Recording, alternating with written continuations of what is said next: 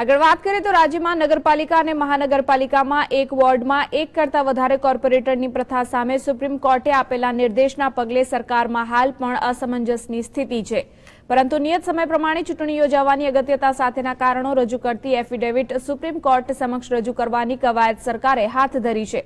Supreme કોર્ટે રાજ્ય સરકારને જવાબ રજૂ કરવા માટે 2 અઠવાડિયાનો સમય આપ્યો છે, પરંતુ સરકાર તેનાથી વહેલો જવાબ રજૂ કરે તેવી પણ શક્યતા છે। આજે યોજાનારી કેબિનેટની બેઠકમાં પણ આ મુદ્દો ચર્ચાશે। ચૂંટણી કમિશનર વરેશ સિંહાએ મંગળવારે શહેરી વિકાસ વિભાગ, પંચાયત અને કાયદા વિભાગ સહિત સંબંધિત વિભાગના અધિકારીઓની બેઠક બોલાવી હતી અને તેમાં સમગ્ર મામલે શું થઈ શકે તે અંગે વિસ્તૃત ચર્ચા વિચારણા કરાઈ હતી।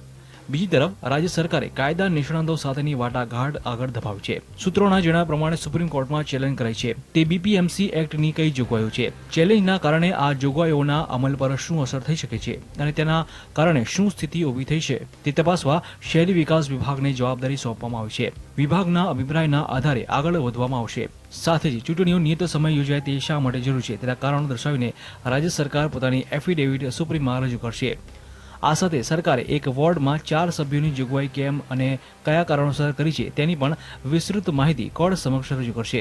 સુપ્રીમ કોર્ટના નિર્દેશ અને તે અંગે સરકાર પાસે માંગેલી સ્પષ્ટતાને લઈને નગરપાલિકા અને મહાનગરપાલિકાઓની ચૂંટણી વિલંબમાં પડે તેવી પણ શક્યતા છે, જેમાં અમદાવાદ મ્યુનિસિપલ કોર્પોરેશનને કારણે વધુ મુશ્કેલી છે, કારણ કે એકમાત્ર અમદાવાદ મ્યુનિસિપલ કોર્પોરેશનની મુદત ઓક્ટોબરમાં પૂર્ણ થતી હોવાથી તેની ચૂંટણી પ્રક્રિયા 30 ઓક્ટોબર પહેલા પૂરી કરવી પડે તેમ છે।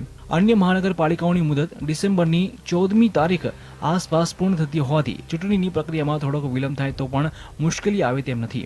નિયમ પ્રમાણે ચૂંટણી પછી પ્રથમ સામાન્ય સભા યોજાઈ હોય તે તારીખને ધ્યાન લઈને તેના પહેલા ચૂંટણી યોજવી આવશ્યક છે। કોર્પોરેશન અને નગરપાલિકાની ચૂંટણી સમયસર યોજવાના કારણો અને લીગલ ગ્રાઉન્ડ રજૂ કરી રાજ્ય સરકાર પોતાની એફિડેવિટ સાથે આ પ્રકરણમાં અર્જન્ટ હિયરિંગની માંગ પણ સુપ્રીમ કોર્ટ સમક્ષ કરી શકે છે। કલ્પેશ રાવલ, GSTV, ગાંધીનગર।